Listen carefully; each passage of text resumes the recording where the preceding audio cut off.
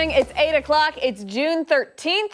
Thanks for joining us this morning on ARC Rochester. I'm Abi Fridmann. And I'm Dan Schrack. We have a jam-packed 2 hours to get through this Friday morning, so let's run down what we have brewing for you right now. All right, so coming up, we're getting ready to celebrate Dad this weekend. Today, we're learning more about a local fatherhood program and how it's using the power of basketball to shape young men on and off the court. I love this. And then it's Friday the 13th. Things are getting a little superstitious. That's kind of Halloween. A little bit, yeah. A little bit of Halloween. We're going to be chatting with Rochester Candlelight Ghost Walks to share some spooky stories. Yeah, and then it wouldn't be Friday without our favorite part of the day, the Weekend Buzz. Scott Spezzano will join us for this week's Jerk or Justified and First Try Friday. Yeah, I think Sandy's like in the Caribbean or something at this point. They're going to be gone for a while. I know. They get like summer vacation. What? I know. Imagine that. I know. We got to talk to the bosses. Couldn't be us. Before all of that, we do have to get a check of some of our top local headlines. Stephannie Joseph has our Friday morning news break. Well, good morning there, guys. We do begin with police searching for suspects after a shooting on Rochester's northwest side. Now, it happened around 11 p.m. on Norfolk Place near Lyle Avenue. Officers say a 39-year-old man was shot in the lower body and taken to the hospital. He is expected to survive. The circumstances are still under investigation. Anyone with information should call 911. A bicyclist is fighting for his life after he was hit by a car overnight. It happened around 10:30 on North Clinton Avenue near Ward Street. Police say a 52-year-old man was riding his bike in the roadway when he was hit. He was taken to the hospital with life-threatening injuries. We're told the driver remained on scene and criminal charges are expected. We are working to learn more about a late-night motorcycle crash in Parenton. It happened on Pittsford Victor Road near Park Road. At least one person was hurt, but the extent of their injuries has not been released. Our photojournalist also captured a car off the road at the scene. In the Middle East now, Iran is threatening a decisive response following a series of missile strikes carried out by Israel. Israeli officials say the targets included nuclear facilities, military sites, and scientists involved in Iran's nuclear program. Iranian state media reports 2 high-ranking officials were killed. Prime Minister Benjamin Netanyahu defended the strikes as necessary for national security. Secretary of State Marco Rubio says the U.S. was not involved. President Trump speaking out on Truth Social this morning, saying, quote, Iran should make a deal. He also said there has already been great death and destruction, but there is still time to make this slaughter, with the next already planned attacks being even more brutal, come to an end. Iran must make a deal. It's unclear how Iran will respond to Israel's strikes. New developments on the ongoing immigration protests in California. An appeals court is allowing President Trump to retain control of California National Guard members for now. It pauses a ruling made just hours earlier, which ordered him to return control to the state, calling the federalization illegal and an overreach of executive authority. Before the appeal, California Governor Gavin Newsom called the original ruling a win for democracy. Earlier this week, Trump federalized thousands of California National Guardsmen in response to the escalating demonstrations. For all these top stories and any updates, be sure to visit 13wham.com. Back to you.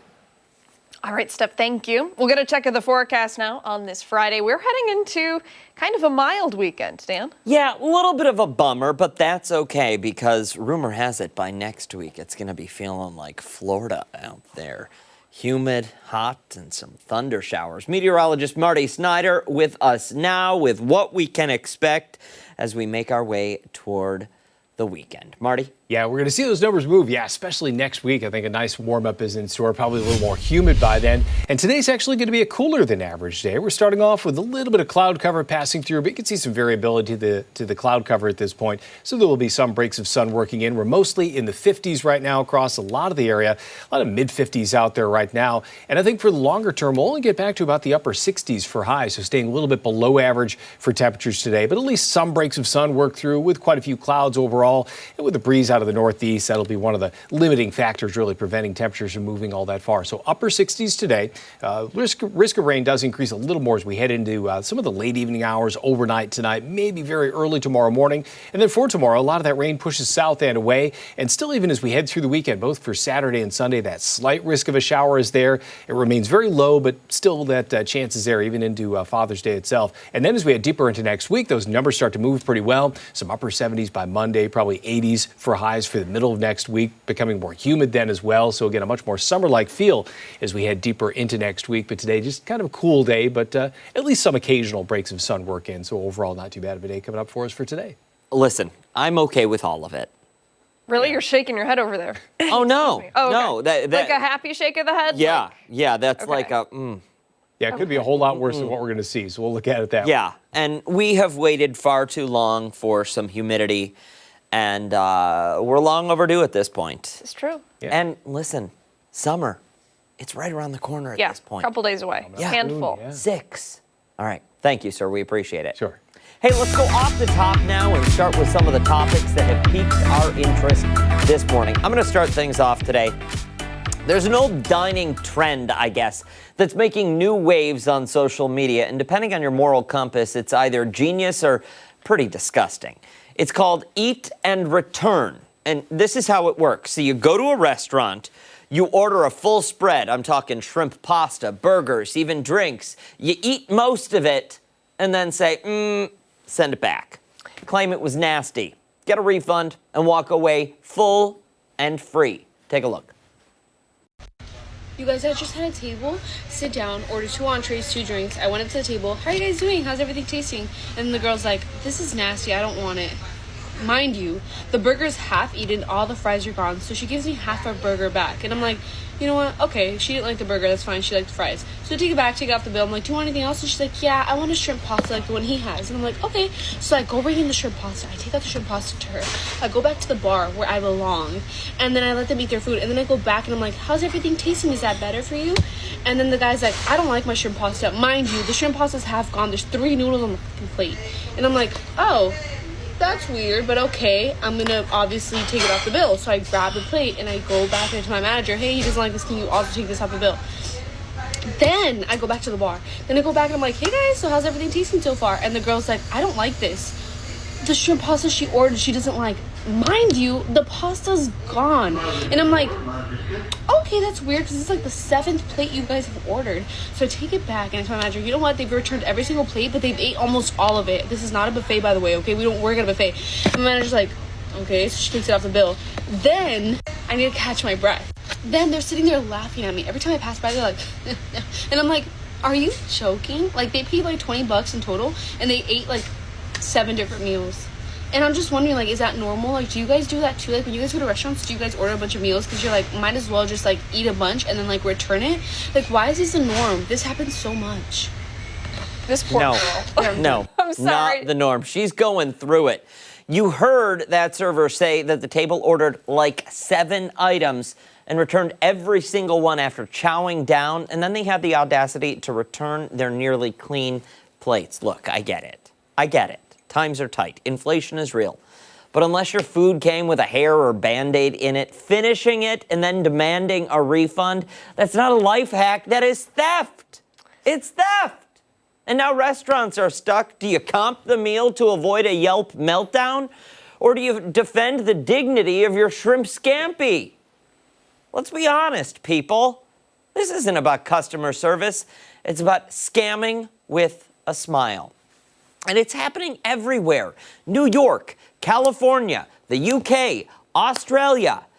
Listen to what some people had to say. Lab Dog Daddy says, sorry. Listen, that's the name. What are you going to do? Says, sorry, customer isn't always right. Chick099 says, poor management. Woof. Mommy Coach ex-wifey remarked, I would have said sorry and brought the bill. And, you know, you're not getting a tip, so just be done with that table. RJZ says, I ain't doing all that if they ate that much. And listen, I'm on board with all of those people. So here's my new restaurant rule. Write this down so you can remember it. Okay. If you ate it like you loved it, pay for it like you mean it. And to anyone thinking this might be your next budget strategy, ask yourself, would your grandma be proud of this? Because the answer is inevitably no.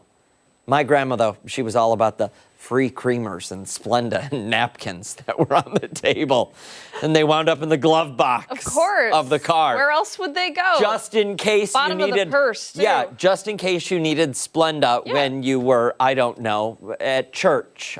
Who knows? You know, It was always there. always prepared. You always had something to blow your nose in. This is true. You know, I feel for that server. I totally do. Because I'm a total people pleaser. I would just be like, yeah, just give them whatever they want. Mm-hmm. But that's really mean and shady. You and I have gone out to eat, and I'm a picky eater. You're not picky. You're I'm not. vegan. Yes, I and just... you're not picky at all. You are very, very kind about it. Well, because I say to them, whatever you make me, as long as it's food that I can eat, I'm not going to send it back. I won't. I won't, because I know what, I've waited tables poorly, but I've waited tables, and I know what that headache is. Yeah. So stop scamming people. Yeah. The only time I've ever sent food back is chicken and it was raw in the middle. That's the only okay. time. That's and okay. I apologized profusely. And the waiter was like, it's okay. Like, this is unacceptable. And I was like, you could have died. I'm like, I'll just eat it. It's okay. It's fine. All right. We got to move on to my topic. A new fashion trend that has taken over London this week. Thousands of people have been sporting sunglasses, slick suits, goatees, and a bald head. Not so much a new look as it is a costume. They are dressing up as the one and only Mr. Worldwide himself, Pitbull.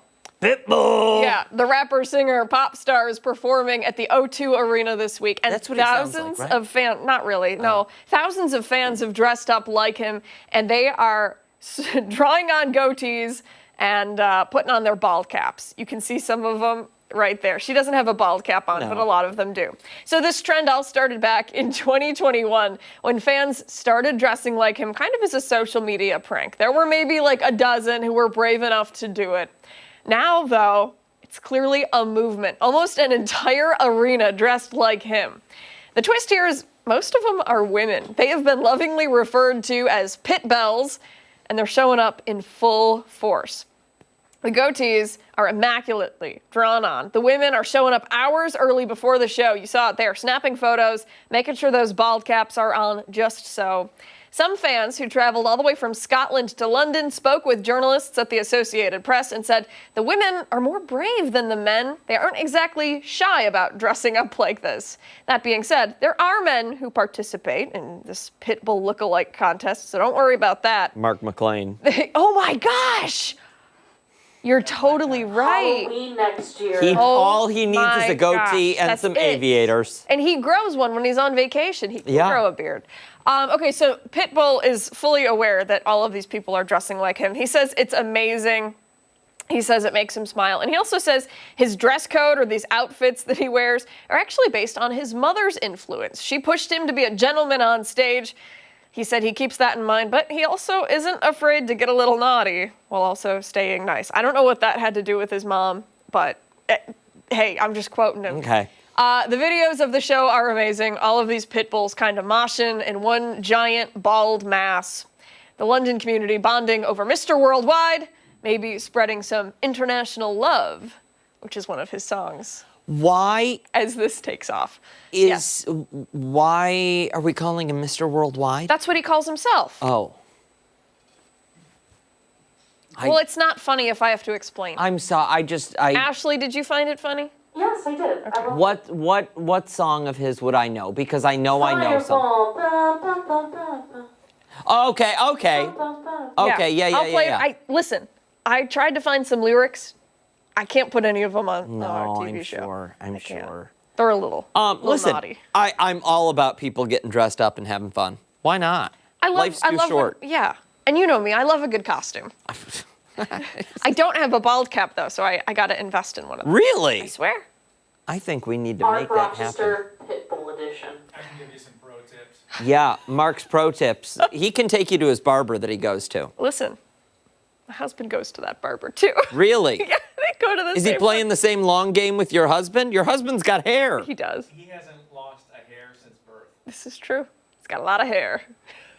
Mark McLean hasn't had hair since the late 90s. Stick around. We've got a lot more to come here on our garage. What's that? Combable hair since the late 90s. A lot coming up. We're checking in with Chris Lopez. He is helping Foodlink this morning with their ongoing campaign, Filling the Bus. Don't forget, take us on the go wherever you are. We're streaming live right now on the 13 Wham YouTube channel and foxrochester.com. We're back after this.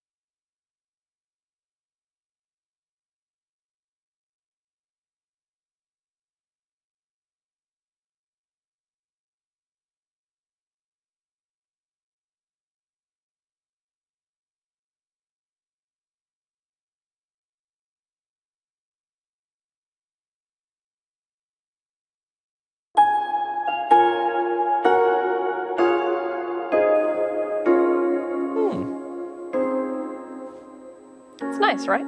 It is. It's a little zen, Yeah. maybe. Okay, so according to a Foodlink study, more than 45,000 children in our region live in a household that experiences food insecurity. To combat this, Foodlink has teamed up with Wegmans for the Fill the Bus campaign. Chris Lopez is live at Wegmans on Holt Road with all of the details. Chris, good morning. Hey, good morning, guys. Yeah, so this campaign really bridges that gap between when school ends and when it begins, really about a 3-month period where kids are not, or could not, maybe not, getting an adequate amount of food because schools here in New York either provide meals at a reduced price or completely free. And that is where this Fill the Bus campaign, running until the 18th, steps in. I'm here with Dechalais this morning, front-end manager at the Wegmans here on Holt Road. You've been with Wegmans for 12 years, you had told me, so you've kind of overseen all of this campaign or most of this campaign since it started? Yes, I've gotten to be a part of many campaigns throughout my tenure with Wegmans. It truly is a beautiful time of the year as we're able to give back to the community and really help folks in need. And how does it work? All right, we did this at 7 o'clock, but for those tuning in here on Arc Rochester, if they go up, they may not have been to Wegmans since this campaign has started. So the question that's prompted may be a little unusual to them, but let's get that out of the way right now. So our customers come through the line, and at the end we ask a very important question, and we just pose that question of, would you like to donate to Foodlink today? So if they say yes, we can add a $3 donation amount, a $5 donation amount, or an any amount donation amount, or we can do a roundup code and it is automatically added to the bill. So it's super easy to do. scan or key in a number, And just like that. And it's really the same at the self-checkout line. It'll just be prompted on the screen, $3, $5, or any amount you would like to. Small amounts add up to big amounts. You've seen the longevity of this campaign. How has it been so far since over a decade you've worked here? So the campaign started back in 2013 for Wegmans. Last year, the Rochester area community raised $117,000, and company-wide we raised $738,000. Okay. So it's been truly special and beautiful, the impact that we've been able to create. And since you've been a part of all of these different campaigns, how does it make you feel to help contribute to that? So it truly makes us feel incredible because we are helping those who are in need. The food insecurity in the area is big right now. So the way that we're able to help through Wegmans by doing campaigns like this, we donate as well ourselves every single day. Daily, we have Foodlink and its partners who come and they pick up meals from us, and they pick up food products and whatnot, and they donate to the people who need it most. And for kids coming home from school, right? You're used to the breakfast and then the lunch, and then now you come summertime, you're not at school, you're not getting those meals, and they're growing, they want to go outside and play. It's summertime. But if you're hungry, really sad, it's going to take away from your energy. You don't want to play with friends as much. You maybe want to sleep a little bit more. How big do you think this is for the kids? I think it is extremely important, the kids, the campaign and what we do to help those folks. It truly means the world, and it makes a difference for anyone who needs it. I don't think a lot of people realize, just how much, $1 or $2 or $3 can do for someone who needs it at a tough time. Yeah, and $700,000 last year alone, company-wide. This campaign is a company-wide initiative, so this is here in Rochester, goes to South Carolina, I believe, North Carolina, the Wegmans over there. So they're doing a great job raising funds for the kids during the summertime that may need that extra boost when it comes to food insecurity. I'm going to send it back to you guys in studio for now. We will have information on our website on foxrochester.com. It's honestly, Chris, such a great initiative that you get to see take place just right there at the register. And so easy to do. It is. He just showed us. Yeah, just ask. Shampoo and body wash, please, Chris. I forgot what to you add need? those to the list. Yeah. Paper towel, shampoo, body wash, Yep. and garbage bag. And maybe a fun little treat while you're there. Yeah. Ooh, yeah, fresh mango. Oh, okay. There we go. Mango. Sure. Hey, don't go anywhere. When we come back, it's this morning's weather trivia. Yeah, Mark McLean will be here after this.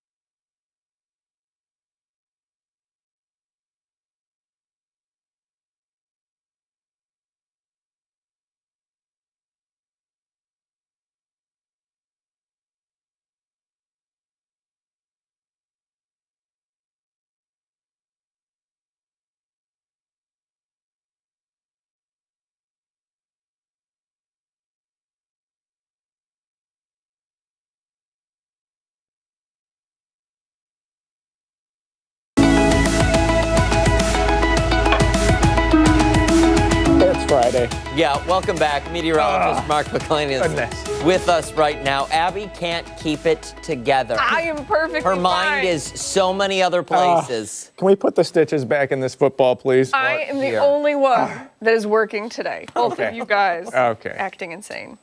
Okay. All right. You're probably wondering why we have measuring devices in our hands. Yeah, I'm I didn't get one. It's fine. Well, I told you to share. So I'm sitting here. Mark hands this to me. And Abby says, what is that, 6 inches? I don't know why that's so funny. Weather trivia. It Put is it up. 6 inches. It's half Okay. of a ruler. Okay. You're probably wondering what we're measuring. Raindrops. That's what we're measuring. Okay.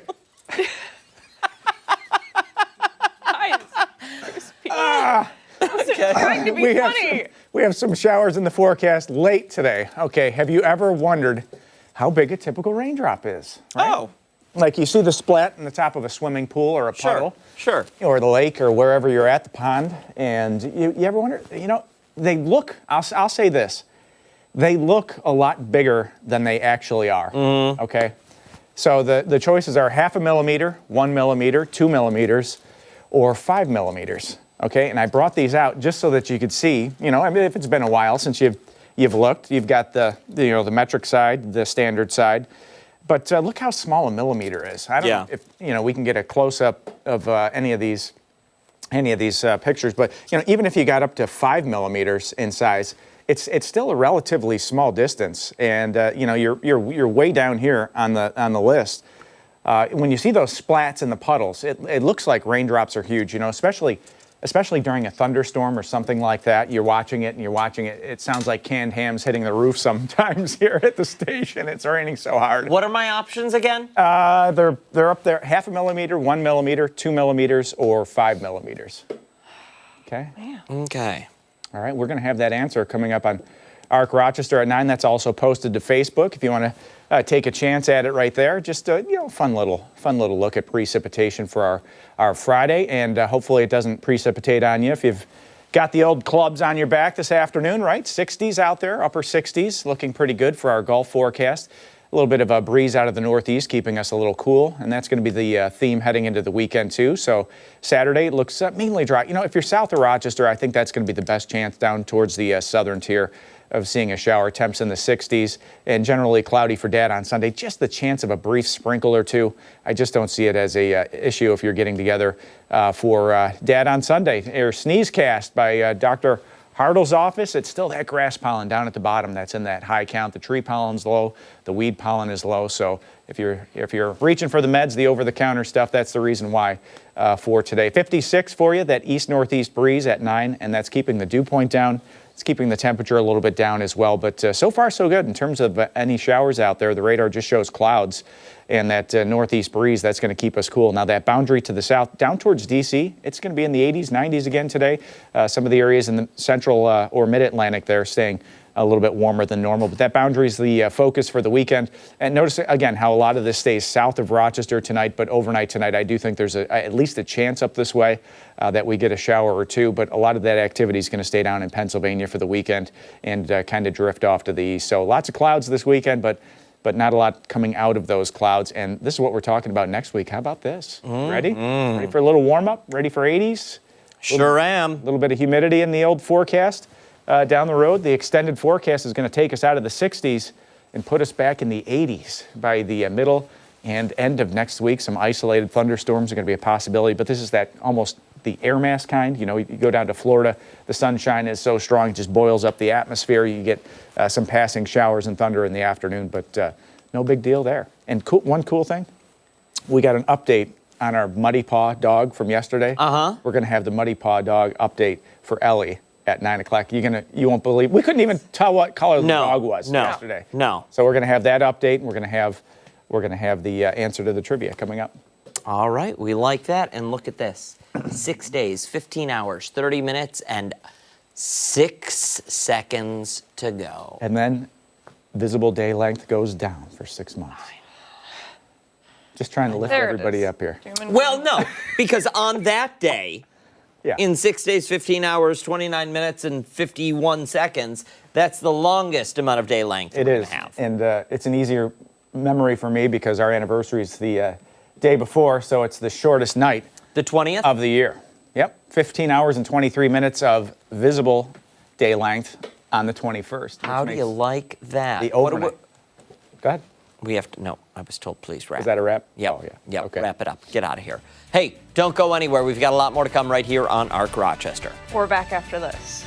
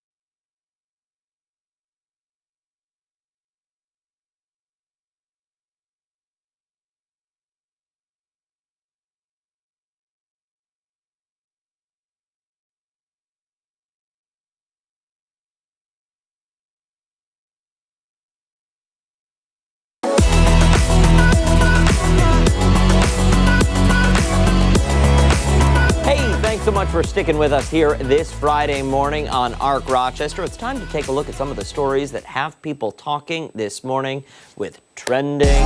All right, we'll start things out with Gen Z looking to reconnect with the world. Okay, as we all know, technology has really taken over our lives, with many young generations addicted to their phones. Yeah, some are looking to break that stereotype and cut their addictions by using dumb phones. Yeah, ironically, Gen Z is taking to social media to spread the word, which doesn't seem like, seems counterproductive. Sure, yeah. To spread the word. Promoting purchasing a BlackBerry is not a dumb phone from the early 2000s.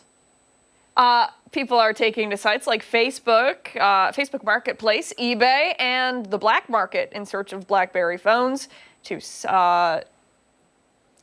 supplement, maybe? I think that's what it's supposed to say. Supplement their modern smartphones. That's okay, Ashley. For just a few $100s, Gen Z is raving over the spotty service, super small keyboards, and less than intuitive user interfaces. This is garbage. All right. Now, of course, the older crowd is saying that this is nostalgic and full circle, but they're also saying kids shouldn't have to go this far to cut back their screen time.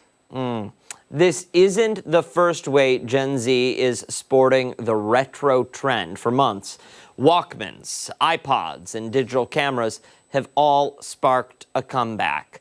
Abby, intern Abby, come here right now. Come over here. You're a Gen Zer. You are a Gen Zer. Stand right over here next to Abby. Hi, you want to share? What's in your hand? My phone. Yeah, and what were you just doing? Social media for you. That's Promoting you. That's just obnoxious. Well, That's it's her just job, obnoxious. so. I know. Would you, I'm sorry back there. I know you guys don't know that this was happening. What's with your friends all switching to Blackberries? I have never heard of this, actually. This is the first time I'm hearing about anyone going to Blackberries. But that was my first phone. A BlackBerry? Not Blackberry, like a track phone. Very just call, text, that was it. But it had a touch screen. I don't think it did. I didn't even know they didn't make those anymore. Okay. You can go back if you want. Did you see that? Dan was you. just wrong I was just wrong. about something. Listen, I had a BlackBerry. I had a flip phone.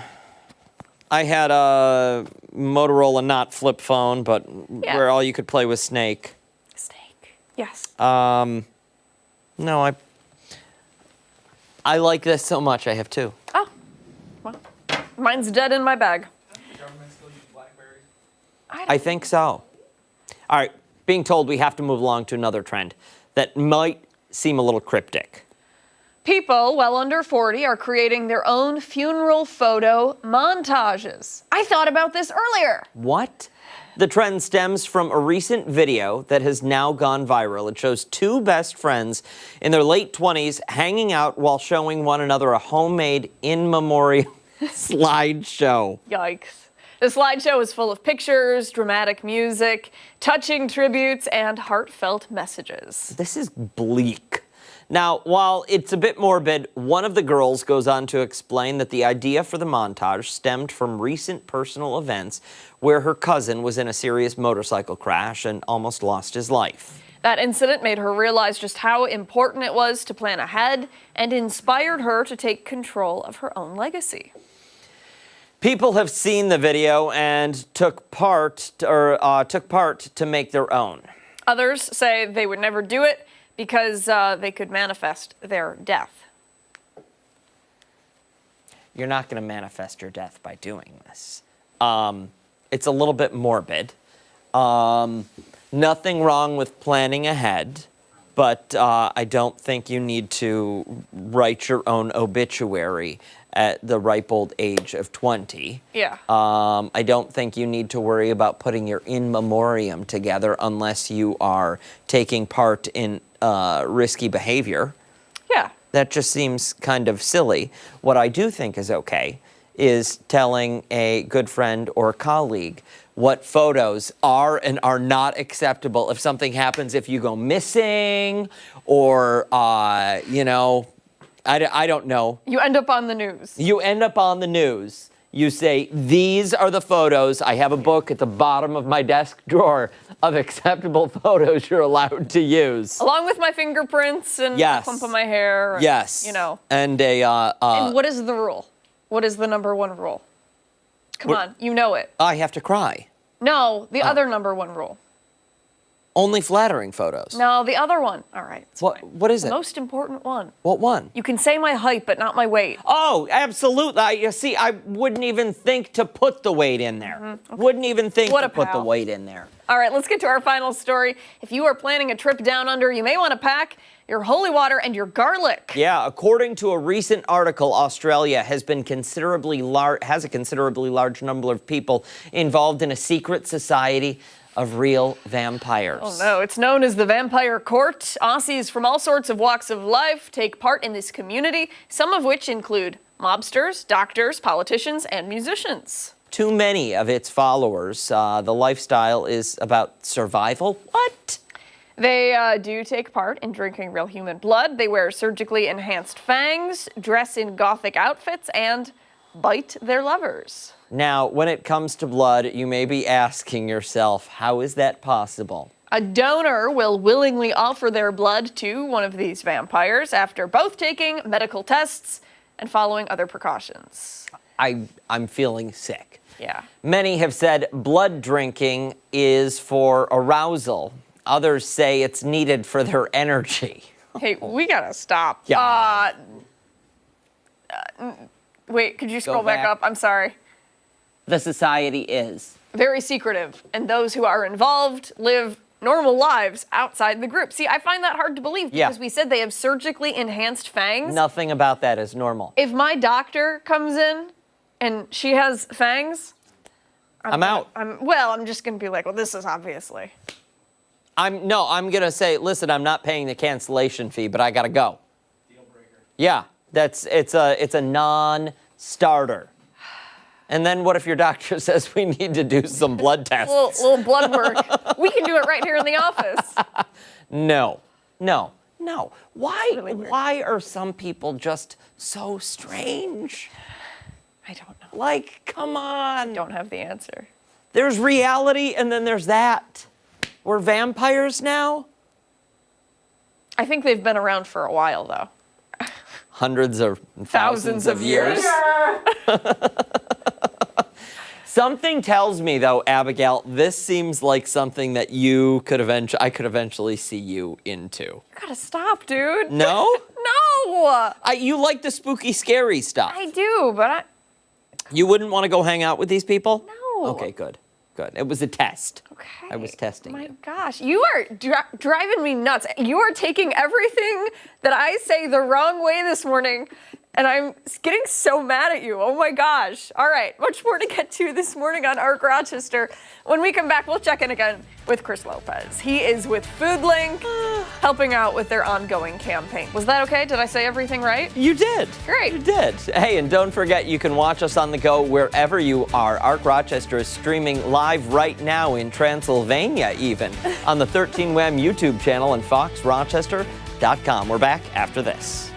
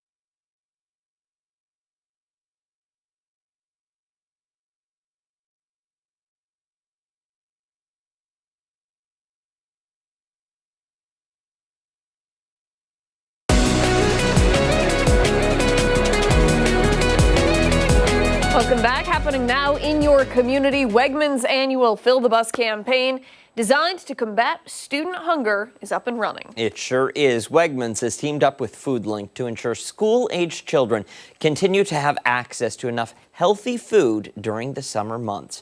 Chris Lopez is learning all about the initiative at the Holt Road Wegmans and how you can take part. Good morning, Chris.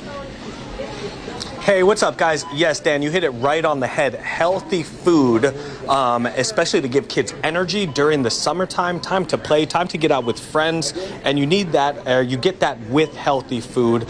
I'm here with Mark Dwyer from Foodlink. So you guys, Foodlink has really partnered with Wegmans for a very, very, very long time.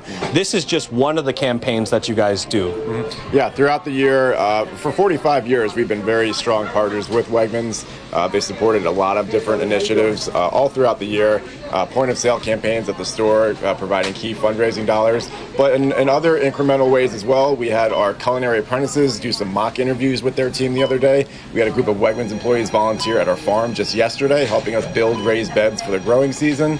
They are, of course, the lead sponsor in Festival of Food, our big annual fundraiser that'll hit its 20th year this fall. So in all sorts of ways, big and small, Wegmans is there right with us. And circling back to this campaign here, for those that are just tuning in, $3, $5, any amount, where does this go to? It's 100% proceeds go to kids. Yeah, as you mentioned, summer is a critical time, and the fact that 100% of proceeds go to Foodlink to support programs that support kids this time of year. We're talking summer meals. We're talking about restocking those school pantries for the school year come August. Making sure that children have the food that they need to thrive is really what we're going for with this campaign, and what we're hoping to communicate with customers of how much of a difference that makes. You guys raised a tick over $100,000 just in the Rochester area, $700,000 company wide. What do you guys have a goal for this at all? Do you want to surpass the $100,000? Yeah, I think Wegmans is terrific about setting the bar high and making sure when you raise $100K one year, let's get past that the next year. So we're just grateful that I just heard a customer a second ago get asked and agree to donate at the register. So we're just really grateful for the generosity that we see this time of year. Yeah, and I saw a customer take a bag over to the register. I know that's not how you check out. It's all monetary donations. But how can people find out more about this campaign? Yeah, so on our website, we have some information with some associated statistics about food insecurity with children on our website, and of course, the Wegmans site as well. And when you go to the store, you'll see signage, you'll see opportunities to donate right in front of you. Like I said, $3, $5, any amount you can round up at any area Wegmans here in the Rochester area. It goes to those critical months when some of the kids are missing those 2 meals that they get that are provided by school, whether it's discounted or it's completely free. You are helping bridge that gap. We're going to have information on our website on foxrochester.com about this and how you can help. For now, I'm going to send it back to you guys in studio. Incredible, incredible campaign. It really is, Chris. It is. I love the great work, and it means so much to so many of these families that, are living life kind of on paycheck to paycheck. So if you see this, go out and help. Thank you, Chris. Stick around. When ARC Rochester returns, we're learning more about a special initiative that's helping a new generation of men.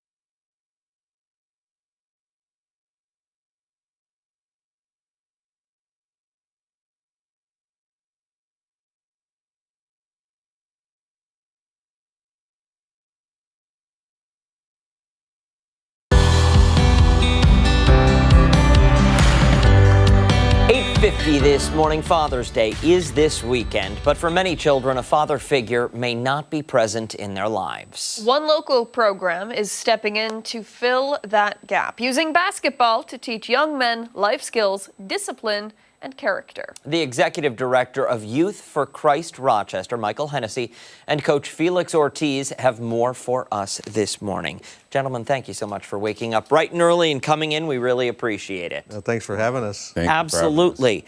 So let's dive right in and tell us about this organization. So Youth for Christ has been around for since 1947. There's 400 chapters across the nation. There's another 400 chapters internationally. And they've been working with youth for 80 years now. Billy Graham was the first full-time youth pastor for Youth for Christ. So we've got a strong legacy working with youth in this nation. It really is so wonderful and so important. Talk to us, if you don't mind, about why it's so crucial to have father figures in the lives of kids in our community. You know, I heard a stat, 6 years ago that Rochester has 73% fatherlessness in our city, which is typical in a lot of cities, but we actually have one of the highest concentrations in the nation. And we thought, how do we have an impact on that? And we thought, what if we were to raise an army of godly father figures? We just believe that there's no substitute for a healthy, godly father figure in a child's life, especially a young man. So because we have a gymnasium, because we have a place to receive boys, and 73% of them may not have a father that's consistently in the home, let's create a fatherhood initiative. Let's have conferences and shed light on the topic. We brought in guys that have been doing ministry to men and boys and children for 30 years. Mike Peace from Bethel Express, Quavis Walker from Go Ministries, Reggie Cox from the Fatherhood Connection, Moses Robinson, who's the Community Relations Officer for RPD and a school resource officer for 20 years. We brought these men in to talk about the situation because they've lived it all their life. And we asked men, if you'd like to be a part of the solution, come and speak to us after the conference and let's get you involved in our programs so that the boys can have healthy, godly father figures around them during our gym. That's incredible. Coach, what do these conversations look like? Well, I think the most important thing that we keep in mind is, as a father figure, as a coach, we teach kids about accountability. We teach them about good decision making, tell them that it's okay to make a mistake, but it's not something that you should kind of focus on. We also tell them that you're okay, because a lot of times kids look for recognition, boys especially, and all they want is for somebody to believe in them. Mm-hmm. Absolutely. And that is something, you were just talking about the statistics surrounding that. That's concerning when you think about how many kids out there don't have a father figure and how many are needing that kind of affirmation that what they're doing is good and, it's okay to make mistakes and you can learn from it. It's time to move on and move past it. You don't need to dwell in it. Exactly. And it's what we tell guys come up to us after the conference and says, Mike, and a lot of our support comes from the suburbs. And we say, how do we cross that racial and cultural barrier for me to work with an at-risk city kid? And we've come up with this process. Don't overthink it. If you're a dad, you're a father, you already have those instincts. Come in, bring the kids, give the kids encouragement, give them recognition. A lot of these kids are literally dying on the streets for the lack of recognition they didn't get from a dad who didn't stay. So give them recognition. It's just, you've been working on your ball handling. You've improved on that. Well done, son. You've done a good job with that. That can keep that kid off the street corner next week. And then, be authentic. Don't try to be somebody that you're not. And be consistent. And we found that being consistent, you can get the first 4 wrong and be consistent and win that kid over, because the one thing that kid needs more than anything is a man that says is going to be there when he says he's going to be there. For somebody sitting at home, maybe a mother, single parent who says, I could use that support. I know one of my kids may be headed in the wrong direction and they want to get involved. Call this man right Call here that man. and get him involved in our basketball program. Yes, and I can be reached at 481-3350. And if kid's not into basketball, we have some other programs. We have Performing Arts Academy that happens. We have a wonderful woman, Kathy McGill. She's been doing shows and productions in the city school district for 30 years. Everywhere she goes, 30 kids follow her, and she's going to do 4 shows for us at our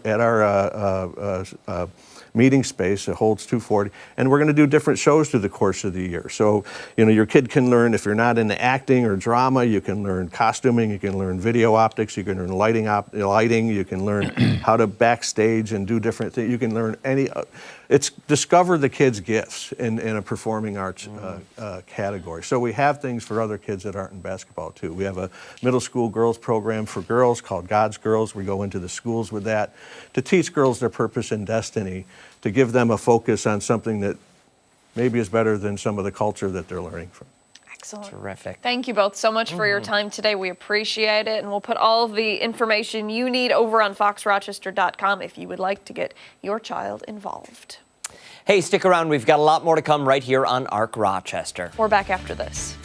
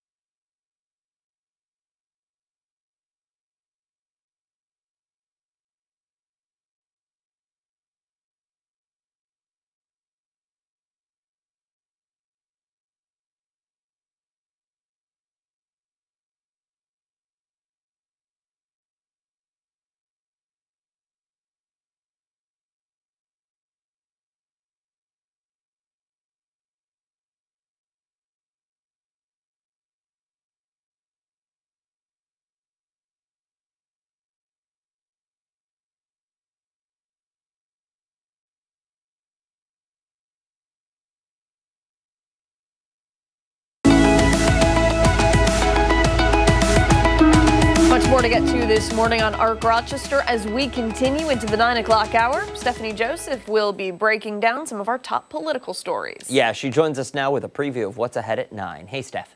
Hey there, guys. In today's Political Pulse, everything you need to know about early voting this weekend. I sit down with 2 Monroe County Board of Elections commissioners ahead of tomorrow. We'll discuss how to cast your ballot and the introduction of new machines. That's all coming up in our 9 o'clock hour. ARC Rochester returns after this.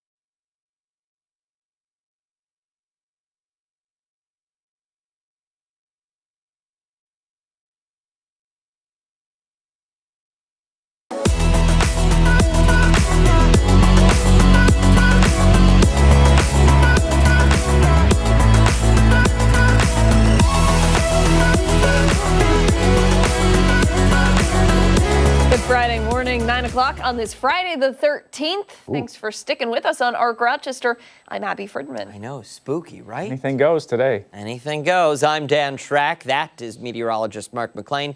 We'll get a check of the forecast and his weather trivia coming up in just a moment. We do, though, want to check in with Stephannie Joseph for your Friday morning Arc Rochester news break. Here are some of the top stories that we're following this Friday morning. Police are searching for suspects after a shooting on Rochester's northwest side. It happened around 11 p.m. on Norfolk Place near Lyle Avenue. Officers say a 39-year-old man was shot in the lower body and taken to the hospital. He is expected to survive. The circumstances are still under investigation. Anyone with information should call 911. A bicyclist is fighting for his life after he was hit by a car overnight. It happened around 10:30 on North Clinton Avenue near Ward Street. Police say a 52-year-old man was riding his bike in the roadway when he was hit. He was hospitalized with life-threatening injuries. We're told the driver remained on scene and criminal charges are expected. A 41-year-old man is facing charges after leading police on a chase in a stolen car, a pursuit that sent a 10-year-old boy to the hospital. Police say it started around 2:45 Thursday afternoon with a car robbery on Van Stalen Street. The suspect led police on a stop-and-go chase through the city and at one point crashed into an uninvolved vehicle, injuring the child. The pursuit ended when the stolen vehicle slammed into a tree on St. Paul Street. Charges are still pending this morning. In the Middle East now, Iran is threatening a decisive response following a series of missile strikes carried out by Israel. Israeli officials say the targets included nuclear facilities, military sites, and scientists involved in Iran's nuclear program. Iranian state media reports 2 high-ranking officials were killed. Prime Minister Benjamin Netanyahu defended the strikes as necessary for national security. Secretary of State Marco Rubio says the U.S. was not involved. President Trump speaking out on Truth Social this morning, urging Iran to make a deal. He said, quote, "There has already been great death and destruction, but there is still time to make this slaughter, with the next already planned attacks being even more brutal, come to an end. Iran must make a deal." Turning now to Albany, where in the last day in the legislative session, the state Senate has passed a major prison reform bill. The omnibus, which is a combination of several reform bills, comes on the heels of the recent beating deaths of Robert Brooks and Messiah Nantwi, which reignited long-standing concerns about safety, transparency, and accountability inside the state's correctional system. Among the bills included in the package, expanding the State Commission on Corrections from 3 to 9 members, 24/7 fixed surveillance cameras throughout facilities, mandating public disclosure of in-custody deaths, and video footage related to an inmate's death must be shared with the state AG's office. The bill now heads to the State Assembly, which will remain in session through Tuesday, June 17th. For all these top stories and any updates, be sure to visit 13wham.com. Back to you. All right, Steph, thank you. We will switch gears now, get a check of the forecast and the answer to today's weather trivia. Yeah, rain, right? Talking about a little bit about rain and, the size of raindrops, snowflakes, and some other forms of precipitation, right? So we were talking about this about a half an hour ago. How big is rain, right? Wait a second. Okay, now I have a follow-up question. Sure. Yeah, go ahead. Well, here's the selections, right? You could have half a millimeter in size, 1 millimeter, 2 millimeters, or 5 millimeters. Because it's all precipitation. Yes.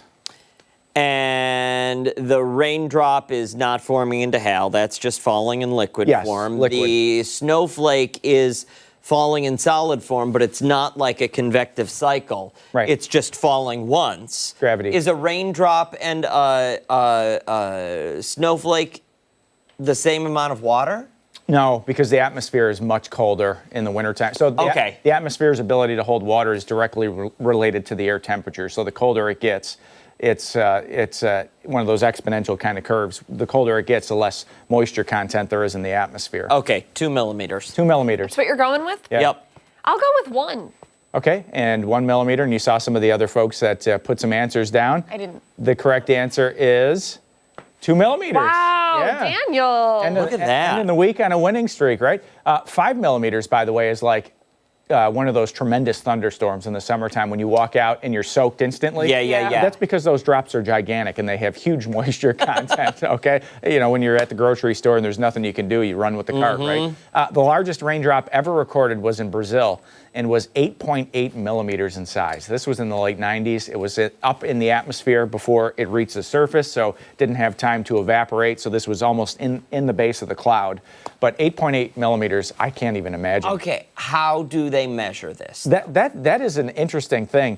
You know, I mean, to have something like that, you would have to look at the impact that it had on something else. So you could slow motion photography. Obviously, they have the rulers. You know, you have to have the measuring device. It's pretty simple to measure it, but that's one of those interesting things, right? Yeah, I like it. You remember yesterday? Barely. Oh, yes, the muddy paws, though. Oh, yeah. Of course, right? Check it out. This was Ellie. Yes. Bob's dog, Ellie. Well, Bob girl. watched. Living her best life. Living her best life, and he said, well, this is Ellie 1 week later.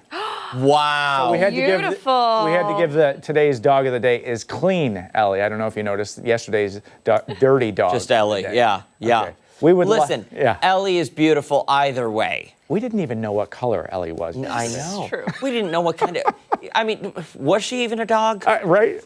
But She looks beautiful. But we would doesn't love to see your dirty dog pictures, your clean dog pictures, you know, kitties, whatever you got. Dirty dog dare ya. Dirty dog dare ya. There you go. Scan that QR code, 13wham.com/chime in, and you'll be on the forecast. Today is going to be dry for that walk for Ellie, but Saturday, Sunday, Monday, Tuesday, just a small chance of a shower each day.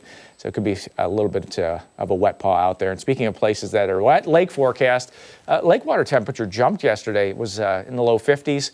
That northeast breeze, this is the interesting part. When you go to the lake in the summertime, when you have a northeast breeze, it pushes the warm water that's at the top of the lake towards the south shore of the lake. So usually the lake water temperatures are the warmest on the coldest days of the summer. And when you have a southwest breeze, it pushes that warm water up towards Canada, and colder water upwells from underneath towards the bottom of the lake to replace that warm water that's being pushed away. So on these days where we have a northeast breeze, the temperature goes up a little bit of a chop out there, 1 to 3 footers. Maybe you want to stay in the bays, but 58 degrees, east-northeast at 7 now. That dew point is in the mid-40s, and it's a dry start for you. Just a lot of cloud cover out there. Nice way to end the work week for us with that front down to the south. That's going to be something to watch for the weekend. Here comes the chance of a few showers late tonight. I don't think it's going to wash out any of your plans this afternoon, this evening, but overnight while we're sleeping, sometimes it just makes it easier to sleep, right? You get a little bit of rain outside the window. Yep, and there it goes. And most of Saturday's A-okay for you. Just more cloud cover south. Starting Father's Day, dry. Again, cloudy start. And I think there's just the smallest chance of a shower late in the day there. But 60s today, it's a cool day. Those passing showers late will drop into the mid-50s tonight. And the 7-day forecast on the extended goes from the 60s back to the 80s. Look at that turnaround towards next week. And there's some sign that this has some staying power this time with you know, the season coming up here. Summer, obviously, just a few days away. We get the change. We're going to see the change inevitably. I like the change. Yeah, I like it. You know, I really don't have too many complaints. No. Feeling good. Yeah. You mentioned sleeping weather. Yeah. Because I do love the rain to sleep. The rain, I think, and this one is going to, it upsets me that I even feel this way. What I also like, though, is during the winter when it's dark out. Yeah. When it snows. I know you're not hearing anything, but just like seeing that right before you go to bed, I don't know. There's something soothing about that. You can always tell when you wake up, too, because snow reflects a lot of light off the ground. So it's always brighter when you wake up, even if it's still nighttime out. Obviously, when you wake up, it's nighttime. But when you wake up, you can always tell that there's fresh snow on the ground because the room is always brighter. Yeah, for sure. Absolutely. Yeah. All right, sounds good. 6 days, 14 hours, 49 minutes, We're almost and there. 0 seconds. There we go. All right. Thanks, Mark. A lot more to get to this morning on ARC Rochester. When we come back, we're getting a closer look at the return of a fan favorite event right here in the Flower City. Hey, and don't forget, you can take us on the go wherever you're headed this morning. ARC Rochester is streaming live right now on the 13WHAM YouTube channel and foxrochester.com. Stick around. We're back after this.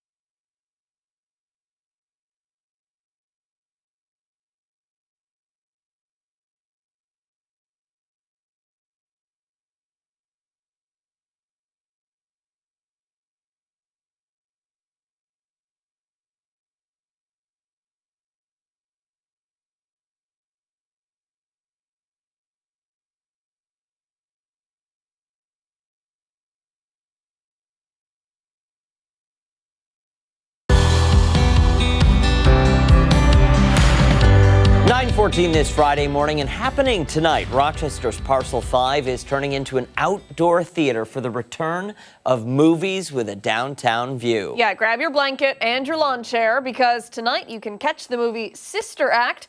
Joining us to talk about it, we have President and CEO of Rochester Downtown Development Corporation, Galen Brooks, and the MC for the pre-movie dance-off, Khadijah Yon. Good morning to you both. Good morning. Good morning. Okay, so we know what Movies with a Downtown View is, but for somebody who's unfamiliar, give us a quick overview. Absolutely. So it's our annual movie event. We have 3 this year. It's a chance for folks to come out, enjoy a movie on the big screen for free, outdoors in the heart of their city. Enjoy some popcorn, some sweet treats, some various dinner options from our local food trucks. Have fun in the community, see old friends, meet some new friends, and just really have a great summer evening. So as you said, this year, or today rather, we have Sister Act on Parcel 5. And we actually chose this year's movies through a popular vote. Ooh. So Sister Act is tonight by popular vote. And then in July, we'll have Wicked, which no one will be surprised to hear was chosen. Mm-hmm. And then in August, we have The Greatest Showman. Love it. And tonight there's a dance-off? Oh yeah, we're gonna be lit outside, you know. We're excited to bring just joy and fun. We have a 360 booth, we have face painting, so we're gonna just start it off right with good energy, fun, and it's dancing for the entire family, not just kids. We want the adults to bring their best moves as well. Okay, so tell us what a dance-off looks like. Just come bring your best moves, dance. That's it? Or show us. Is it a contest? I don't know. It's a contest. Oh, yes, and we're going to have some good prizes. You know, I'm asking Amanda for some good prizes, but we're going to have some good prizes and just come and have, even if you can't dance, just come have fun. I can cut a rug. I can bust a move. Okay, I want you. Can you, Dougie? You can teach me how to Dougie. See, there we go. There we go. See? We can do that. Yes, See, let's do it. I have a feeling we should get down there. And I think do you guys know Elaine from Seinfeld? You ever see her dance? Yeah, it's come on. No, it's ugly. It's not cute. And I'm kind of like on par with Ellen DeGeneres. Yeah. So it's everyone can dance in their own right. So anyone's welcome to come out and enjoy that. Absolutely. Galen, this has turned into such a hit. People love the movies with a downtown view. Did you expect it to become what it has when you guys first came up with this idea? Well, when you come up with a new idea, you generally, you don't really know exactly how it's going to pan out. But I think we, with the Downtown Definitely Events series, knew that people wanted more options of things to do in the heart of their region, in the heart of downtown.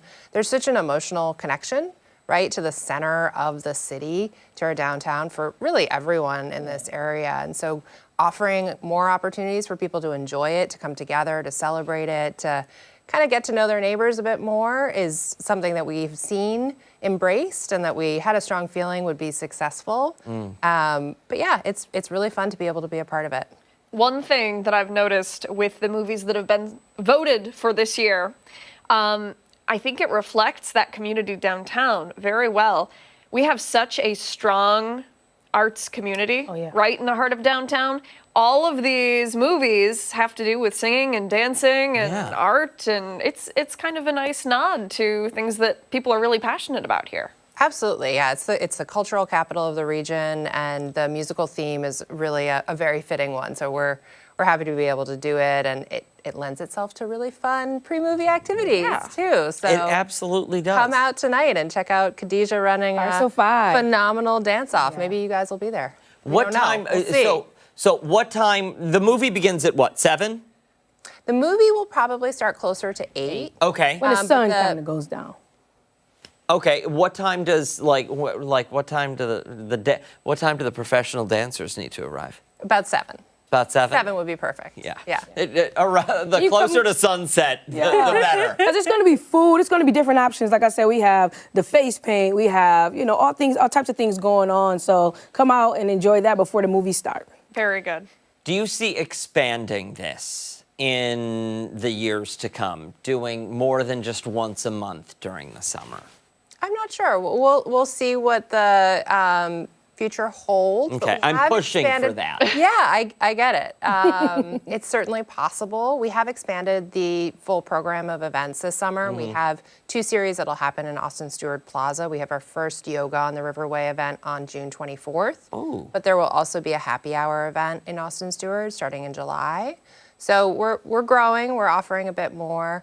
But thankfully, there are so many groups generally in downtown and in the region who are programming and promoting and doing really fun things in the heart of downtown. So one of the things that we also do is promote what is happening more generally by all of the great groups that are doing that work. We have a aggregated calendar on our website at downtownrochesterny.com.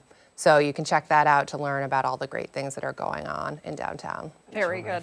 Thank you both so much Yeah. for your time today. Best of luck tonight. And if you're interested, of course, event information will go over on foxrochester.com. Get ready to dance, lady. I'm ready. Get ready. Stick around. When we come back, Arc Rochester, Stephannie Joseph will be breaking down some of our top political headlines. Yeah, your political pulse is coming up next.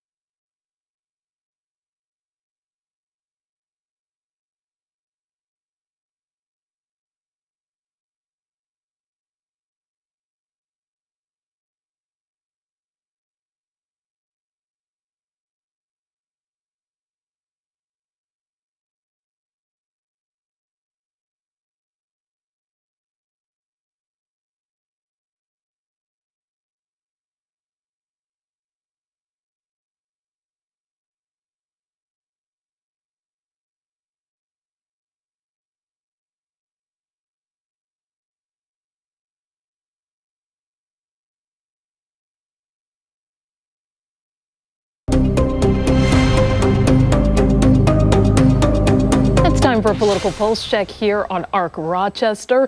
This morning, we are talking about early voting. We're looking ahead to early voting across the state, what it will look like locally, and what you need to know. I'm joined now by the Democratic and Republican commissioners at Monroe County's Board of Elections, Jackie Ortiz and Peter Elder. Good morning to both of you. Hello. Good morning. How are you? Well, it is an exciting time tomorrow, early voting starting off. What's something really important that you want voters to know if they're heading out tomorrow? So you are correct. Early voting starts tomorrow and runs through the 22nd of June. And I think one of the most important things voters need to understand is that primaries are not necessarily for everyone. And so you have to be enrolled in the party, and your jurisdiction specifically has to have one. Right, that is for sure. And to also talk about turnout, for example, I know when it comes to presidential elections, we typically see an uptick in more people coming out to vote. But for primaries, there was a couple thousand that came out, I think around 23,000 last year for numbers there. Do you think that that'll be similar for this time around? So I think at this particular point, it is a local year, so we do see our numbers dip a little bit.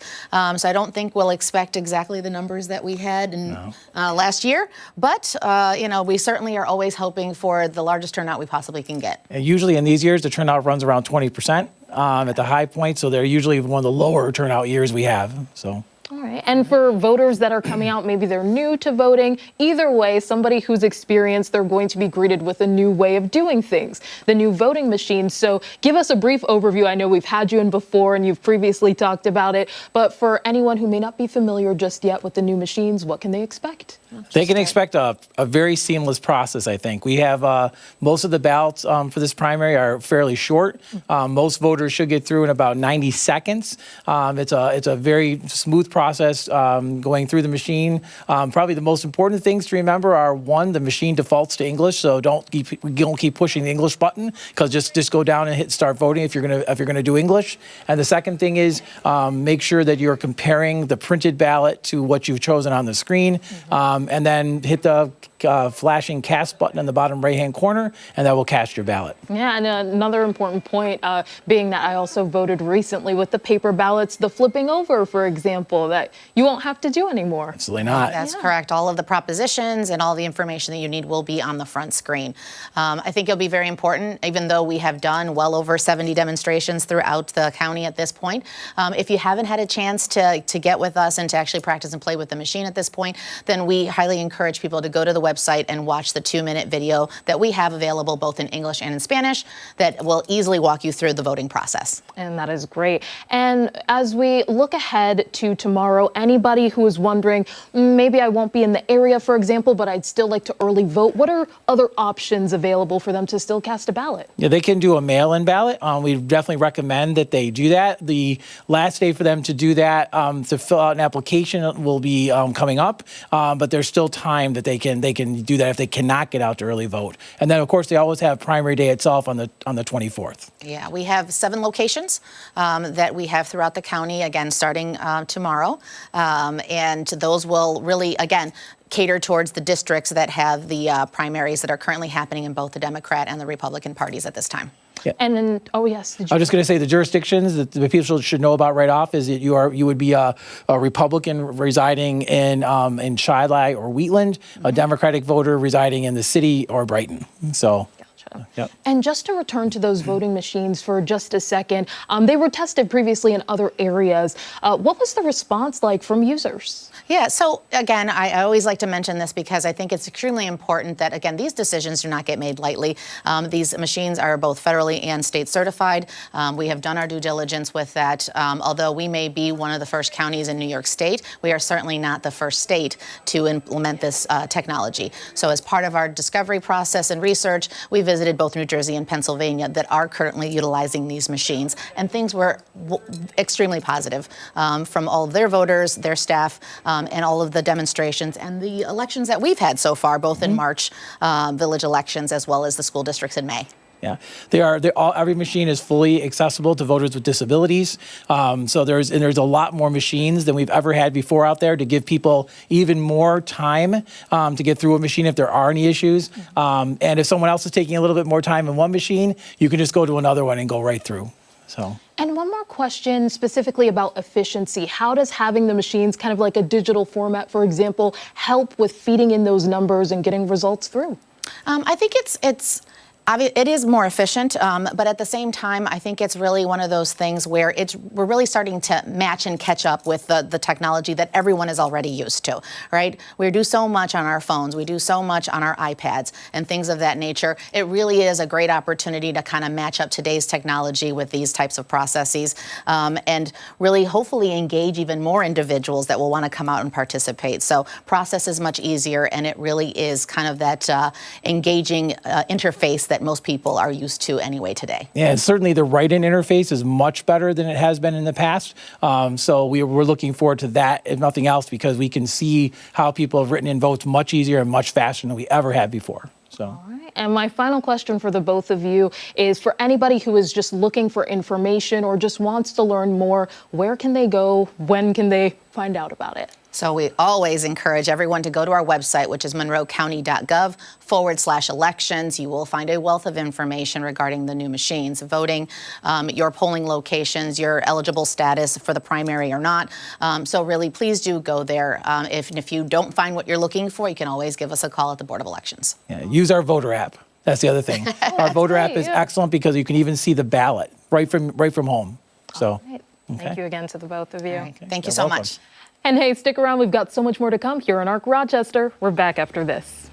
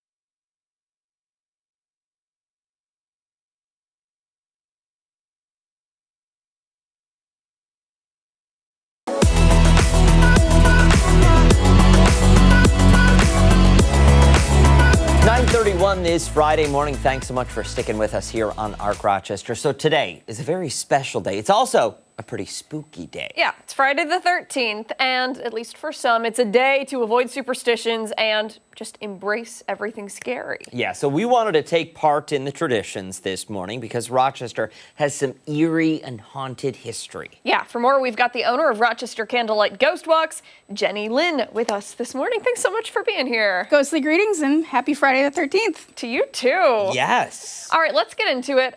First of all, tell everybody what Rochester Ghost Walks is and does. It seems self-explanatory, but give us a little overview. Sure. So we've been doing ghost walks in the Rochester area for over 20 years now. We take you to Rochester's hottest haunted spots and tell you the true history and the ghost stories.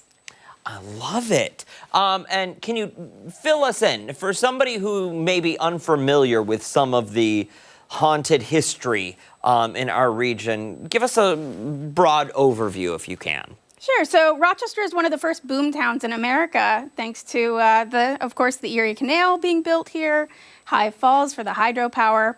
And so we have quite an early history. We're actually the Wild West back in the day. We were the gateway to the rest of the country. Ooh. And of course, we had some early tragedies as a large growing city, and that led to a lot of different haunted locations. And of course, when everybody thinks of Rochester, they think of the Lady in White, our local lady that haunts the lakeshore there near the castle. All right, so for those who don't know who she is, give us a little sneak peek. Sure, so there are many versions of the story. This story has been passed down for nearly over 100 years now. And there's a lady that haunts the lakeshore looking for her lost daughter.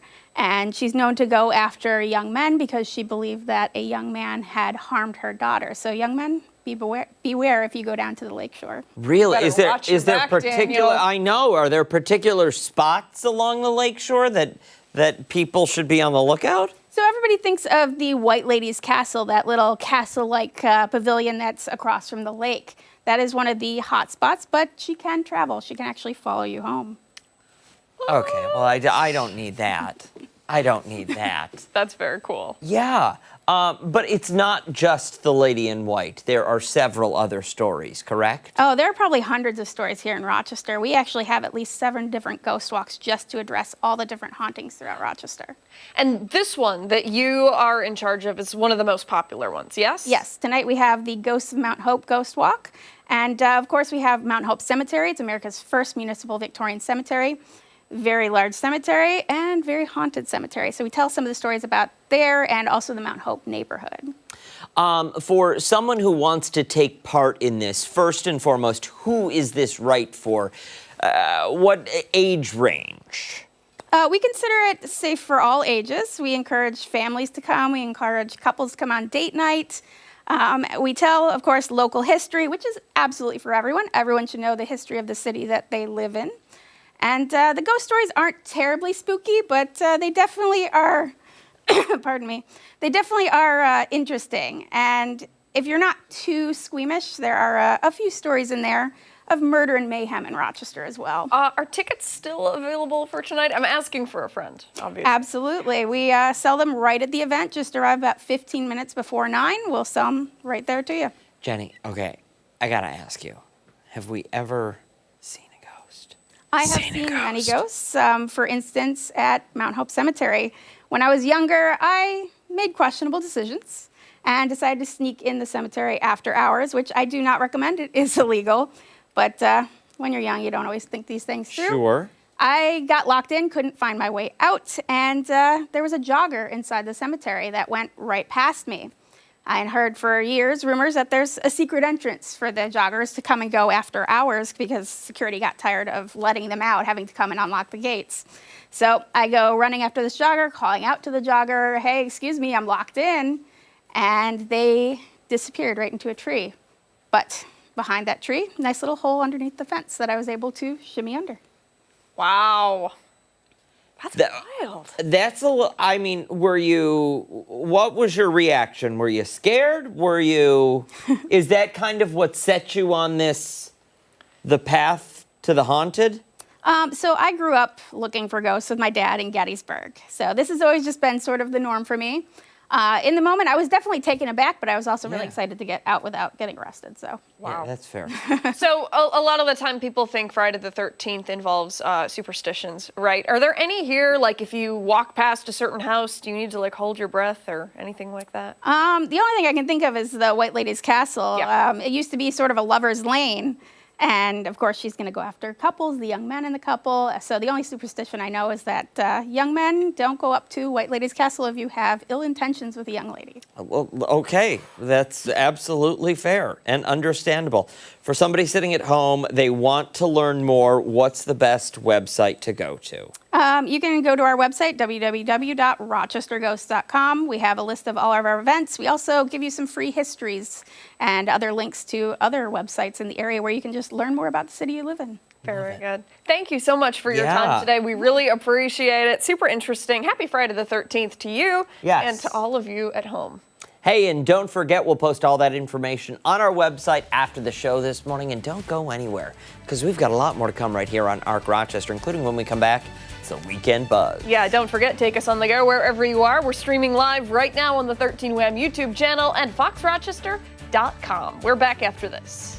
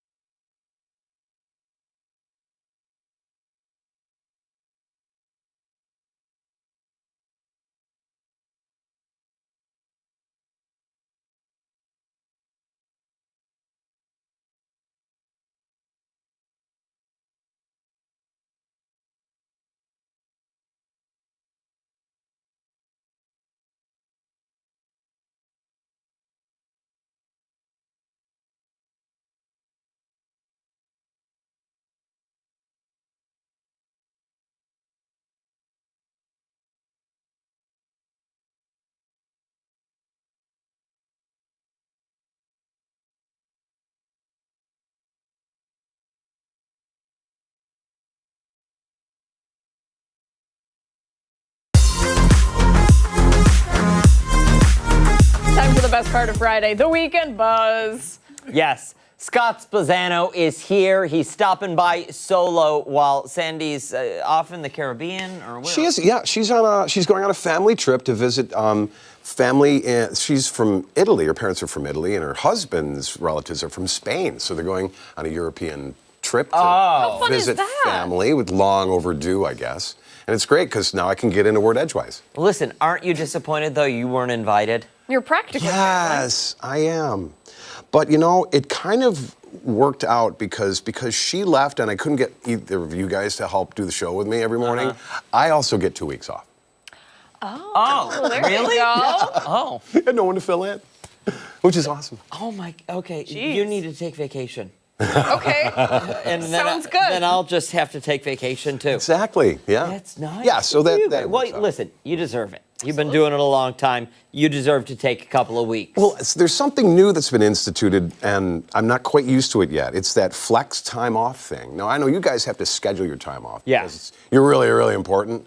But people like us that aren't that important, it used to be like, okay, well, you get 4 weeks, and that's it. And if you don't use it, you lose it, right? Yeah. Here, it's like you can take as much time off as you'd like. And it messes with your head because, like, well... There's no limit? No, like, oh, I'll take a Wednesday. Well, it's to a certain point, but nobody's ever defined that point. Oh. So now it's like when you take time off, you feel guilty and then you don't end up using as much as you used to. Well, that's the thing. I'm pretty sure on this show we talked about that in Trending once, about how some of these companies are all the time is yours. Yeah. And people then start to feel bad, so they say, oh yeah, I'm only Then they don't a take week and a half this year. Yeah, right. So that's where we're at. Take advantage of it. Yeah, we'll try not to put any guilt. Do you guys want to do Jerk or Justified? Yes. Hey, Ashley, I think we need like a fun intro for this. Could we put that request in? I feel like we need I'll add it to the list. Thank you. Thank you. First try Friday, too. All right, let's Yes, absolutely. Well, we got a call from a listener. I'm sorry I wasn't able to put together the audio and stuff for it. All good. But we did get a call from a gal who left a message on the Odyssey. The radio station has an app, and on the app you can push a button and leave us a message. And we get prank ones, we get funny ones, we get a lot of Jerk or Justifieds. So she had called up. She and a coworker talked one morning, and they were like, hey, you want to get some bagels or something? So they ordered DoorDash. DoorDash comes, and this is an office of like 15 people. Well, one of the other gals came up and was like, oh, you know, I could have used a bagel too. You know, so she kind of felt like she should have been asked. So if you're going to order food in the office, do you have to go full-blown email, whatever, and ask everybody just because you and your friend want to get some food? Is it Jerk or Justified to not ask everybody else in the office if you're getting food? Listen to you. I would say, I would say it's on like a team basis. Yeah. So like, you know, I don't know. You think about like the department you're working in, or in this case, it would be like the on-air people, or the morning crew. Morning crew. Yeah. Yeah, because when we have food that like from the morning crew and stuff, it usually stays in the studio until the morning show is over, because the morning crew is getting first dibs on that food before it makes it out to the vultures. Yeah, you know how that is. Yeah. I don't. It was funny because this is a doctor's office, and there's about 15 nurses and people that work there. And so it would have been all of them. But it's like being the lottery person in your office where you have to take everybody's money and you got to, I'll hit you later if I win. I mean, just Shirley and Beth want to get a bagel and they ordered DoorDash. Yeah. I mean, listen. No, you don't have a right to be offended or, play that card. What you can do is you can say, come on, I wanted a bagel. And you can kind of little make ribbing, Yes, exactly, exactly. But no, you can't like try and lay on a guilt trip or actually feel bad about it. Sorry, tough. You're an adult. You want a bagel? Get a bagel. Order DoorDash. And you know what I would do then? If I happen to be the person, I think I would try to start a movement of like bringing in bagels for everybody or something like that. Ooh. You know what I mean? Like if you were the person who were kind of jilted. Yeah, a little bit, right? Like, okay, we like bagels. Everybody here likes bagels. I might as well get whatever, Yeah, like 15, 20 of them, everybody can have one, and then once you start it. Yeah, like end of last Friday of the month, everybody pitches in and we do something. Yeah, and I mean, you do it one time like that. You do it the following week where you bring in the bagels and say, "Oh, you guys had bagels last week, and I kind of would love a bagel today, so I bought everyone bagels." Then you're allowed to do that, and you're allowed to make them feel bad. Very passive aggressive. Yes. I wasn't trying to be. I was. No, but you're allowed to do that. 100%. Yeah, yeah. Well, the verdict was, what do you think it was? Jerk or justified? I think justified. Justified to just order? Yeah. Yeah, just you and your friend? It was probably jerk, wasn't it? No, it was justified. It was. Nice. Good. Yeah. Okay. Good. All right. Good. Yeah. As Fend it for should yourself. Fend for yourself and don't make other people feel guilty. The verdict stands. You sit. Don't go anywhere, because when we come back, we've got a lot more with this guy. It's going to be bananas. Oh, okay. Yeah. All right. Ooh, We're I back like it. after this.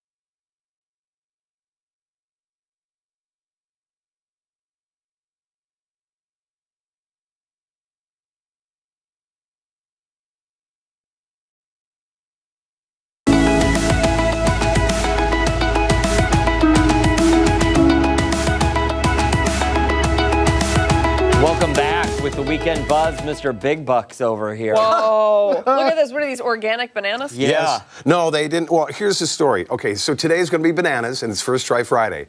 You've tried bananas before. I have had bananas All right, before. so I guess this would be different then. Oh, you didn't happen to have a ruler, would you? Guys, I'm so mad. Like, actually mad about it. You guys are gross. Choose your weapon. I'll tell you what we're going to do. There is a... Not in the way that you took it. Okay, anyways, it doesn't matter. Go ahead, choose your weapon. Funny story, my daughter Ellie, I had bananas ready to go, and she had already eaten like 2 of them, so I had to go to Wegmans and get these today. Normally, they'd be a little riper. It's okay. That's all right. All right. So what we're going to do, it started with, this is from Sandy, so she couldn't be here today. She's on vacation. She's really into health, fitness, and she's scared of getting old. Okay. Fair. Okay. And she's been going through all of these research, all these books, and follows all these advice from different people. And one of the things to tell if you have, in your older years, when you have longevity, signs of having good longevity, right? One of them is the banana squeeze test. Okay. So what you have to do is you have to take the banana and squeeze as hard as you can. And if you pop it, that means it's a really good sign of living longer. And this comes from a man named Dr. Eric Topol. Come to find out, I'm going to read it off here, prominent cardiologist and researcher focusing on personalized medicine through genomics, digital tools, and artificial intelligence. He's authored a bunch of books, The Creative Destruction of Medicine, The Patient Will See You Now, and Deep Medicine. And recently, this is the one that Sandy's referencing, Super Agers, an evidence-based approach to longevity. So let's all live longer. Also, come to find out, the guy graduated from the University of Rochester. Oh, really? Sick. And he has published over 1,300 peer-reviewed papers and is one of the most respected researchers in the country. So it's probably pretty trustworthy. Yeah, pretty trustworthy. Hang on one second. Sorry, I got to take this. Hey, Dan, we're doing after the show. Actually, not to blow this guy's horn, but he is also founded the Scripps Research Translational Institute and is the director there. Wow. Okay. So besides that, Kind of a big deal. yeah, kind of a big deal. So on the count of 3, let us try the. Now you got to pop this. Is there a certain way we're supposed to hold it? No. No, I don't know if you're supposed to with your dominant hand or not, but go right ahead. Okay, but I feel like you guys are a lot stronger than I am. Not true. All right. Maybe. Well, you're gonna live longer than me anyway, so. Oh, that's a good point. Okay. On the count of 3. Yep. 1, 2.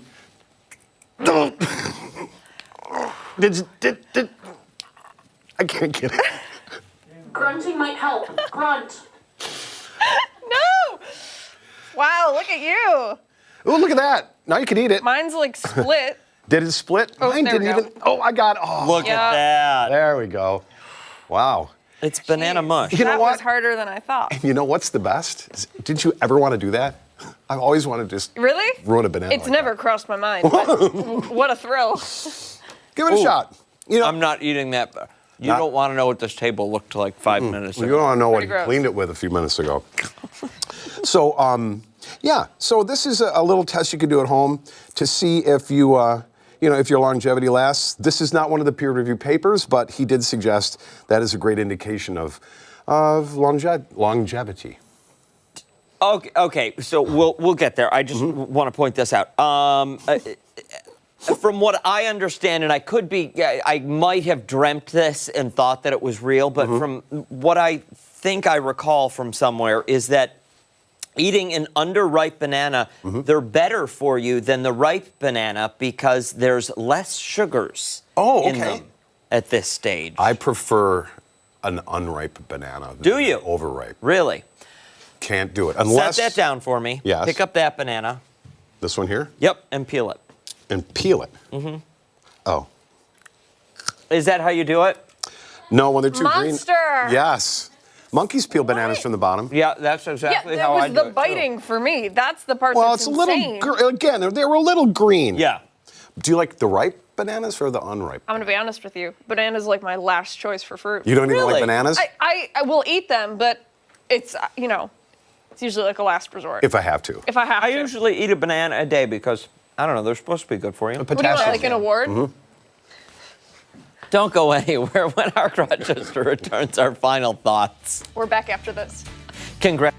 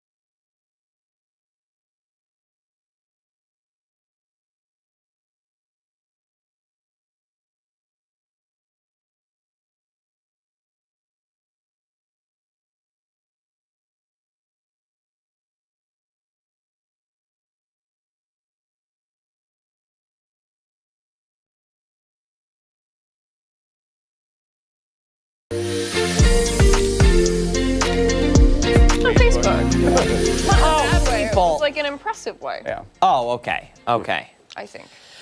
Our final thoughts this Friday morning. Who's got what?